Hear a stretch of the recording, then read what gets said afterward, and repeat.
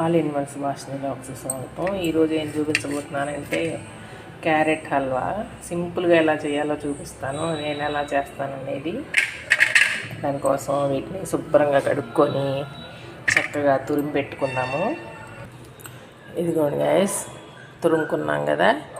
ఇప్పుడు ఒక కప్పుతో దీన్ని కొలుచుకుందాం అనమాట. ఈ తురుముని ఇదిగో ఈ కప్పు తీసుకున్నాం అనుకో, ఈ కప్పుడు వచ్చింది అనుకోండి ఈ తురుము, అదే కప్పుతో చక్కెర తీసుకోవాలన్నమాట.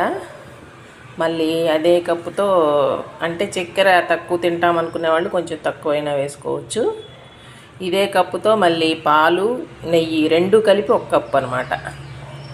అలా తీసుకోవాలి.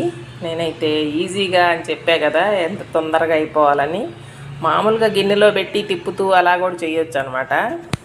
నేను అలా కాకుండా ఇదిగో చూడండి, నేను కుక్కర్లో పెట్టేస్తున్నాను. ఇప్పుడు